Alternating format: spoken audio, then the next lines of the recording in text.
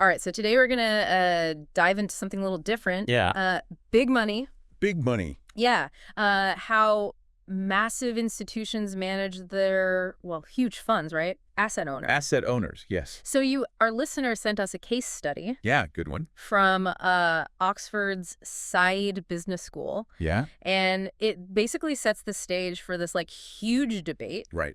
on investment strategies. Right, a real clash of the titans. So to give us the full picture, though, we're not just looking at that debate. Right. We're going to pull in a bunch of different stuff. That's right, indeed. Like the history of Oxford's endowment. Very long history there, so very interesting. And also this really insightful comparison Yeah.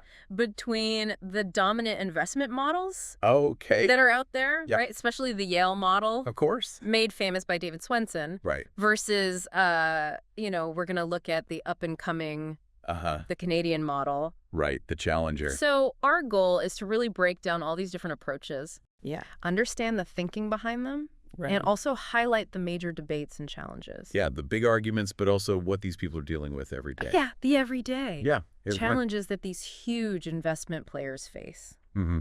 And, cut through the jargon, Yes, please. all that stuff so we can all understand it. Yeah, so we can focus on what matters. Okay, so let's get into it. Let's do it. And I think a good place to start would be to look back at history, Okay. right? Specifically at the history of Oxford's endowments. All right, so we're talking about really old institutions here. Yeah. Teaching at Oxford goes all the way back to the 11th century. Wow. And the university, as we know it, was established in 1231. So old. So from an investment perspective, what's really important here is that these colleges and the university itself were given endowments Yeah. right from the beginning. This is at the very start. Yeah, often in the form of cash, Mm-hmm. but crucially also in the form of agricultural land. So they were thinking long-term from the get-go A remarkably long-term view. with the land. Yeah, they had to be. It's pretty wild to think about these investments lasting for centuries. Right. Like, just think about that. It's incredible. So the case study mentions the founding of Queen's College Yes. in 1341, Okay. and it talks about Queen Philippa Right. making this smart move in 1343, Uh-huh. acquiring a small hospital in Southampton Right. and all the land around it. Yeah. It ended up being key to the college's long-term wealth. Of course, as Southampton grew over the centuries, that land became super valuable. Yeah, that's interesting. And what's really fascinating here is that even back then, Yeah. the Queen's College endowment wasn't just land. Oh, okay. It also included direct investments in what we would now call private markets. Really? Yeah, so they were already thinking about ways to put their money to work. Wow, they really were thinking long-term. Incredible, right? That is The incredible. willingness to tie up their capital Yeah. for generations. So fast forward to today. Okay. Queen's College is now the fourth wealthiest college Wow. at Oxford, Uh-huh. and their endowment's worth over $500 million. A lot of money. And if we zoom out a bit Okay. and look at all 36 Oxford colleges, Right. plus the Central University, Yeah. their combined wealth is over $12 billion. That's a serious chunk of change. That makes it the largest university endowment Right. in the world Mhm. outside of the U.S. Yeah, the U.S. is in a league of its own.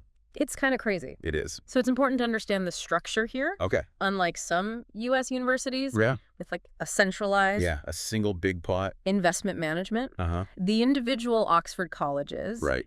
they largely manage their own endowments. Yeah, so they have a lot of autonomy. However, in 2008, Okay.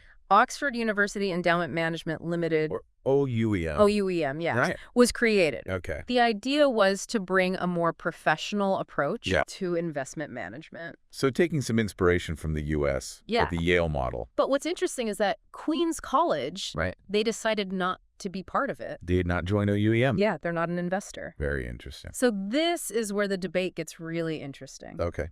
The case study introduces us to Ed, Okay. this new fellow at Queen's, Uh-huh. who used to work at Yale. Oh, okay, so he's coming in with that experience. Yeah, so as you might expect, he's a big fan of the Yale model. Yeah. And he even thinks that Queen's should hand over their endowment to OUEM. Okay, so full delegation. Yeah, basically. Interesting. But Hatter, another fellow at Queen's, Right. is not having it. He's not convinced. No. Okay. He's a big believer in how the college has been doing things Right. through this passive low-cost strategy. Right. Very hands-off. Yeah, Interesting. And he's like, look, we've achieved an 11% average annual return Okay. in British pounds over the past 10 years. Not bad at all. That's pretty good. Yeah, that's a solid return. Because this sparks a whole debate about how to even compare returns. That's a fundamental question, right? How do we actually measure success? Yeah.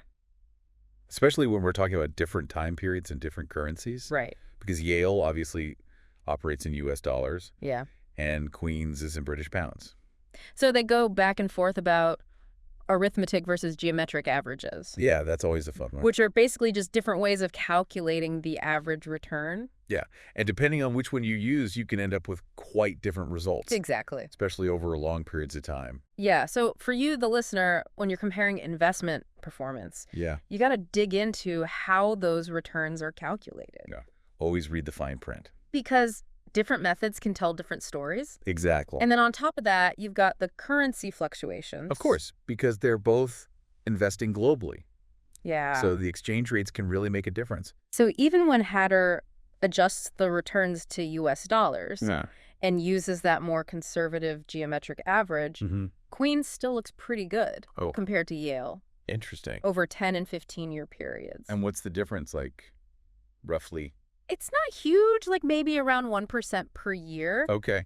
In Yale's favor in some comparisons. So it's close. Yeah. But Hatter really wants to emphasize how low Queen's costs are. Right. Their management fees. Yeah. Their internal and external management costs are super low. Okay. And he's like, look at OUEM. Yeah, they charge a 0.4% management fee. Right. Plus, you got to pay the fees for the external fund manager. Yeah. Oh, those extra costs. And he's basically saying Yale's costs are probably way higher. So this is really the heart of their disagreement, right? Yeah. The cost of this active management approach. Ed then jumps in to explain the Yale model. Okay. And at its core, it's about putting a lot of money into less liquid markets, like private equity, real estate, timber, oil, and gas. Yeah. The stuff that's harder to sell quickly. Yeah. Illiquid assets. Yeah. And also hedge costs. Okay. So that's where the absolute return strategies come in. Yeah. The thinking is that by investing in things that are harder to buy and sell quickly, you can get this illiquidity premium. That's the idea. You get paid a bit more for tying up your money for longer. And they also believe that they can get better returns in these less efficient markets. Right, where there's more room for skilled investors to find an edge. To outsmart the others. Yeah, that's the hope. But Hatter is like really skeptical. Oh, he's not buying it. Of this whole idea. Okay. He says trying to beat the market in these less efficient areas, it's a loser's game. Right, most people end up worse off. Yeah, he's worried about all the fees. Yeah, all those hidden costs. And the lack of transparency. And the potential for bad deals. And he also challenges this idea of an illiquidity premium. He says, look, so many big investors, they say they want liquid assets. So the demand might actually outweigh the supply. Right, basic economics, supply and demand. Which would then reduce or even like eliminate any potential premium. So that extra return might not even be there. And then he takes on the argument that private equity is justified. Right. Because it's riskier. He's like simply taking on more risk. Doesn't mean you're going to get better results. You just end up losing more money. And if everyone piles into these assets, hoping for those higher returns. Yeah, chasing returns. Yeah, that premium could just disappear. As competition increases. Yeah, and this leads us to 2008, 2009. The financial crisis. That's right. A real test for everyone. Yeah, a real world example. Yeah. How did these different approaches hold up? So Ed's like, look, the Yale endowment did lose 25% in 2008. Okay. But they bounced back. Yeah. They recovered. And on average, other U.S. endowments, even worse. During the crisis. Yeah, but Hatter's like, okay, they bounced back along with the whole market. Right. But why did so many other U.S. endowments who were supposedly following the Yale model suffer so much? Right. If it's such a great model, why did so many people get hurt? Yeah. Good question. Ed's like, well, endowments with a lot of illiquid assets. Like Harvard, over 40% of their portfolio was in private equity. Wow, that's a lot. They ran into big problems. Liquidity problems. Yeah, they couldn't meet their funding obligations. Right, they needed cash, but their assets were tied up. And they had to borrow money. Or sell things at a loss. Higher sales. And this really highlights how important it is to consider liquidity. Even if you're not managing billions of dollars. Like even for regular investors. Right. Yeah, absolutely. So the case study gives some examples of how bad it got. Yeah. Like Harvard had to put construction projects on hold, and a bunch of universities had to lay off staff. And then there's that crazy situation at Brandeis. Yeah. What happened there? The trustees wanted to sell their art museum. To raise cash. Yeah. Wow, that's drastic. And they ultimately didn't do it. Right. But it just shows how desperate some places were. Yeah. They were really scrambling.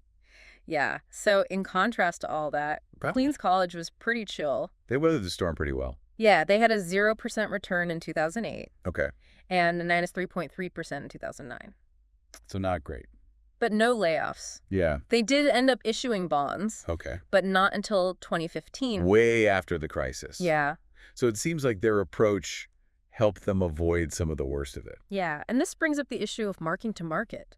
Right, especially for those illiquid assets. Yeah. Because it's not always clear what they're actually worth. Ed's like, maybe Queen's smaller loss? Yeah. Because they're valuing their assets differently. Right. Different accounting methods can lead to different results. Yeah. But Hatter's like, no, everyone faces this challenge. It's just that Yale's huge allocation to illiquid assets made them extra vulnerable. When things went south. It seems like Yale had this unique way of dealing with liquidity.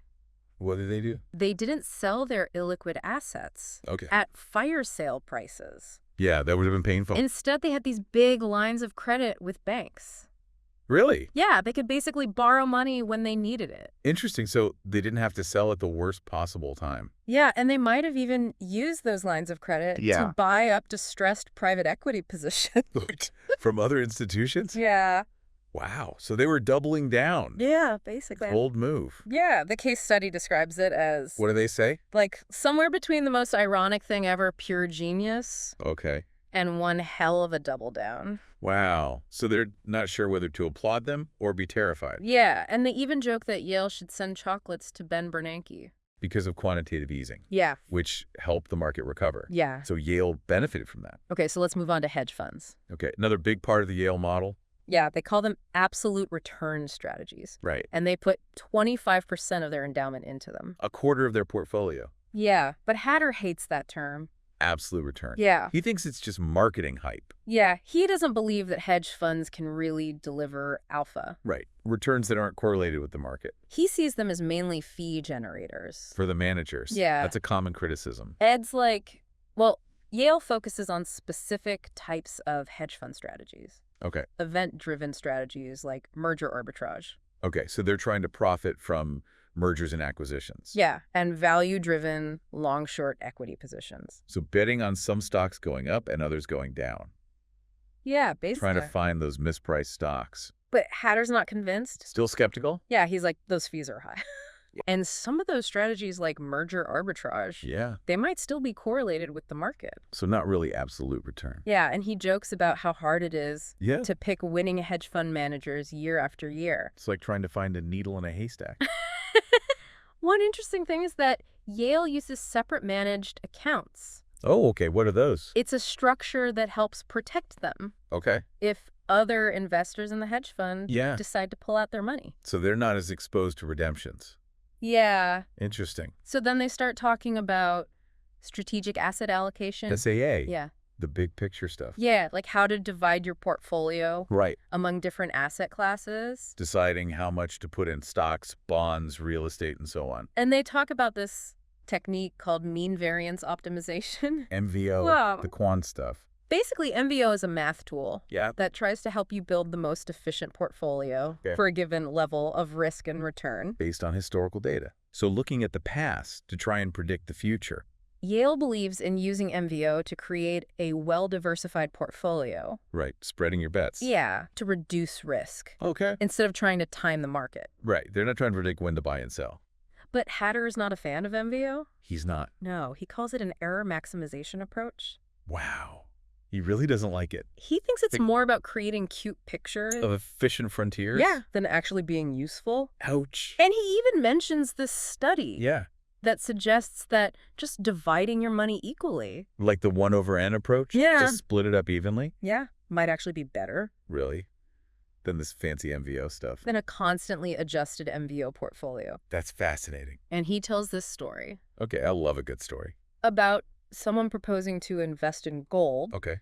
Based on an MVO analysis. Uh-huh. But it relied on past performance data. Right. And some flawed assumptions. About how gold would behave. Yeah, and the bursar's like, if we had listened to that, yeah, we would have missed out on big gains in the stock market. So MVO can be misleading. Yeah. So despite their very different views on MVO, it seems they both agree on what? That hedging is important. Okay, especially against inflation. Yeah, that's when prices go up. And your money buys less. Yeah.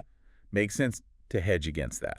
Ed mentions that Yale likes commodities. Okay, things like oil and gold. Yeah, as a hedge against inflation. So they think those prices will go up when inflation rises? And the bursar points out that Queens has some indirect exposure to commodities through their investments in listed commodity companies. Right, so they own shares of companies that produce commodities. Yeah, and also they get rent. From their farms. Yeah, which is influenced by agricultural prices. So if food prices go up, their rental income goes up? Yeah. That's a natural hedge. And Ed's really interested in Queens farm holdings. He's intrigued. Yeah, the bursar explains that it's a tradition among some of the older Oxbridge colleges. Right, Oxford and Cambridge. Yeah, to own a bunch of farmland. Yeah. It's a steady income stream. Okay. And it acts as a hedge against inflation. Yeah, we talked about that. Plus, there's the occasional bonus. Oh, like what? From property development. Oh, so they can sell off some land? Yeah, if they need to. Nice little perk. Another key principle is portfolio rebalancing. Okay, that's adjusting your portfolio. Yeah, to maintain your target allocation. So if stocks have gone up a lot, you sell some and buy more bonds to rebalance. It says that Yale being tax exempt. Yeah, they don't pay taxes on their investment gains. Yeah, actively rebalances their portfolio. Even daily. Potentially, yeah. Wow, that's active? This keeps them aligned with their desired risk level. Okay. And it can also generate a small return. By buying low and selling high. Yale also has a strong bias towards equities. Stocks. Yeah, based on their long-term performance. Right, historically, stocks have done well. Yeah, especially as a hedge against inflation. But Hatter's like, hold on. Yeah. It's easy to look back and see the winners. Yeah. But there are plenty of long-term losers, too. Like who? Well, he mentions Russia and Belgium in certain periods. Interesting. Yeah, so past performance is not always a guarantee of future results. True. You got to be careful about assuming that what worked before will always work.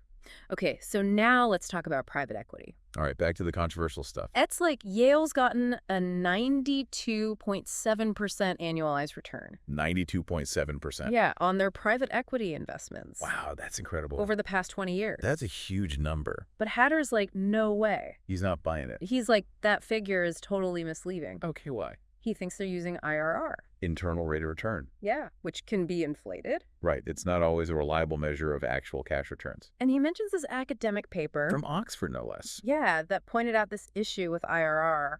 And how it can be manipulated. And Yale didn't really have a good response. So they kind of dodged the criticism. Yeah. Interesting. And the law fellow chimes in and says, what does he say? Yale's annual reports don't show important stuff. Like what? Like cash multiples. Right. How much cash they actually got back? Yeah, or the total fees paid. To the private equity firm. Gosh, could be huge. Potentially even more than their tuition income. That's wild. It is. So they move on to compensation. Okay.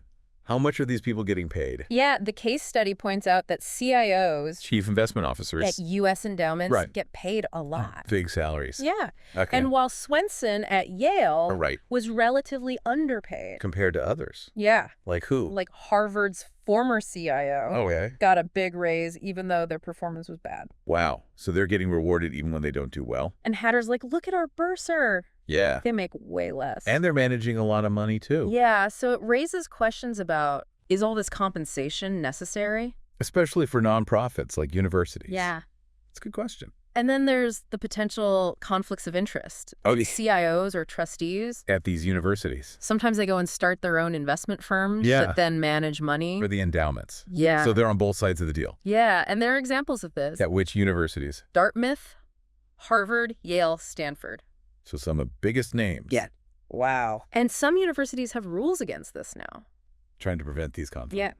Good idea. The Lawfellows, like, even without direct conflicts, the makeup of the investment committees often includes people. With backgrounds. Yeah, in private equity and hedge funds. So there's a natural bias? Towards those asset classes? Yeah, they're more likely to invest in what they know.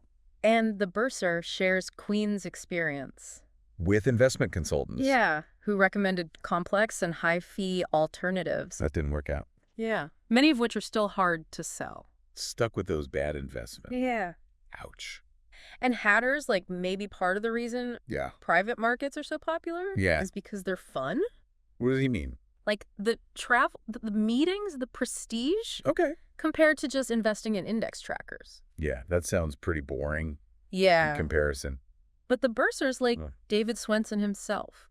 In his book? Yeah, Unconventional Success. Okay. He was worried about the high fees. Right. And the fact that buyout funds don't always outperform. Yeah. Interesting. So even Swensen had some doubts? Yeah, and the case study says that LPs... Limited partners. Yeah, the investors in these funds... Like endowments. They're getting smarter. Okay. They're paying attention to the fees, the conflicts of interest, and they're not just blindly trusting IRR. They're demanding more transparency? Yeah, and better terms. So they're pushing back. But the bursar brings up this interesting point. Many of these LPs are asset managers themselves, whose revenues depend on the private equity industry. So they have a conflict of interest. Yeah.